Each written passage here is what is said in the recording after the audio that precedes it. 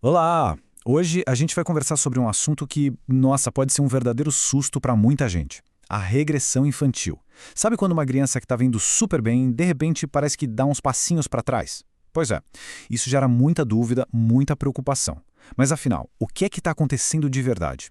Vamos mergulhar nisso para entender a mensagem por trás desse comportamento.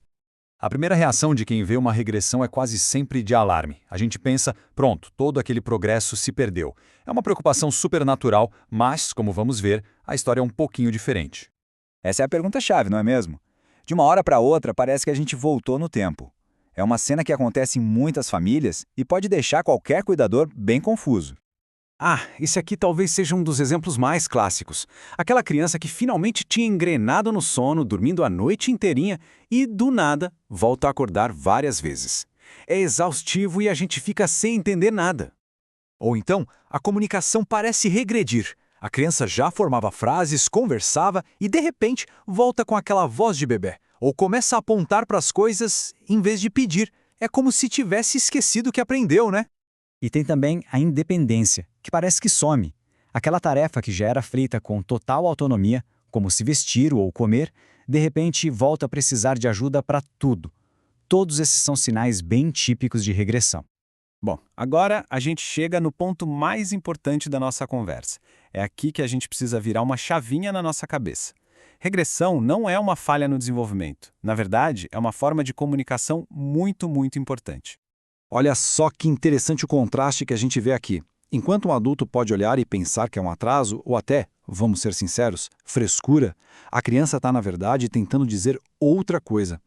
A mensagem não é "esqueci como crescer". É algo muito mais profundo como "Ei, eu estou precisando de um colinho extra", ou "preciso me sentir em segurança só por um instante para poder continuar". Então, a definição que realmente importa é essa aqui. A regressão é um mecanismo inconsciente. A criança não escolhe fazer isso, sabe? É o jeitinho que o corpo e a mente dela encontram para pedir socorro, para pedir segurança, quando as palavras ainda não dão conta do recado. E essa frase resume tudo perfeitamente. Não é um ato de rebeldia. É o cérebro da criança tentando se reorganizar por dentro.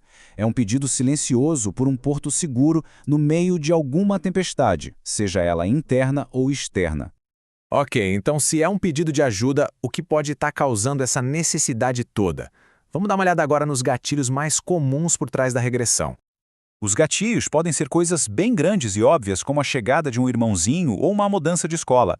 Mas olha, também podem ser coisas mais sutis. Uma rotina que ficou meio bagunçada, uma tensão no ar dentro de casa, ou até mesmo um salto de desenvolvimento. Tudo isso pode sobrecarregar a criança e fazer com que ela busque segurança naquilo que já conhece, em comportamentos mais antigos.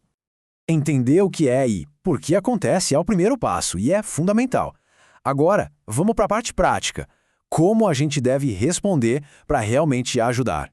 Este slide mostra a diferença de uma forma brilhante. O nosso impulso inicial, às vezes, é o de repreender, falar aquelas frases: "Poxa, você já é grande, para com essa voz de bebê". Mas isso, gente, tem um efeito contrário.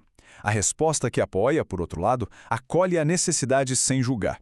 É sobre oferecer o colo, ajudar na tarefa com paciência e, super importante, manter a rotina. Isso dá para a criança a segurança que ela tanto está pedindo. Então, o ponto central é este. Críticas e cobranças não resolvem. Elas pioram a situação. Elas só aumentam a insegurança que causou a regressão lá no início, sabe?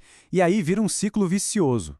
Por outro lado, o acolhimento funciona como um combustível. Ao dar essa base emocional segura, a criança se sente fortalecida. E não só para voltar ao estágio em que estava, mas para seguir em frente ainda mais forte.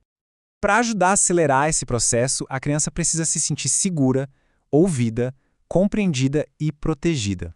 É simples assim.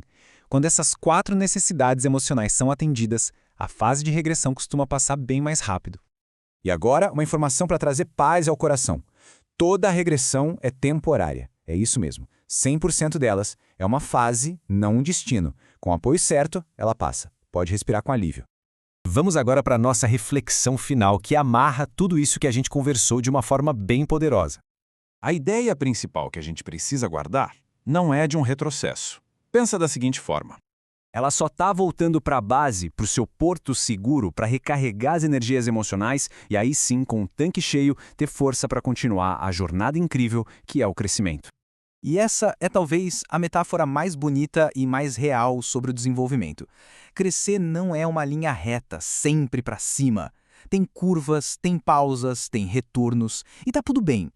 Fica aqui essa reflexão final. E se a gente começasse a olhar para cada regressão não como um problema, mas como uma oportunidade, uma chance de fortalecer a base emocional e garantir que o próximo passo da criança seja ainda mais firme e seguro?